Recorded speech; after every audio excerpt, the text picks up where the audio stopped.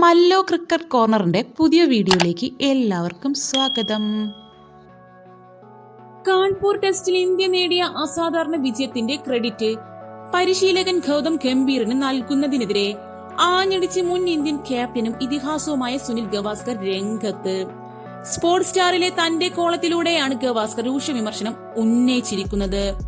Brendon മക്കല്ലത്തിന്റെയും Ben സ്റ്റോക്സിന്റെയും കൂട്ടുകെട്ടിൽ England ബാറ്റിംഗിൽ പുതിയ സമീപനമുണ്ടായി.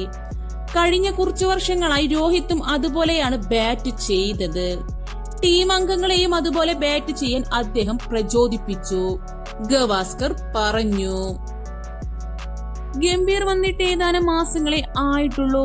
അതുകൊണ്ട് തന്നെ ഈ സമീപനം അദ്ദേഹത്തിന്റെ പേരിൽ ചാർത്തുന്നത് കാലു നക്കുന്നതിന് തുല്യമാണ്. മക്കല്ലം ബാറ്റ് ചെയ്ത രീതിയിൽ ഗംഭീർ ഒരിക്കലും ബാറ്റ് ചെയ്തിട്ടില്ല.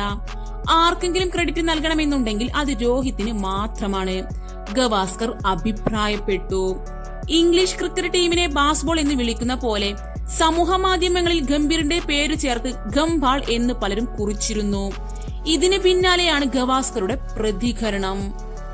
ഈ ബോൾ ആ ബോൾ എന്നൊക്കെ പറയുന്നതിന് പകരം ക്യാപ്റ്റന്റെ പേര് ഉപയോഗിച്ച് രോഹിത് എന്നോ ഗോഹിത് എന്നോ വിളിക്കുന്നതാവും നല്ലതെന്നും സുനിൽ ഗവാസ്കർ പറയുന്നു.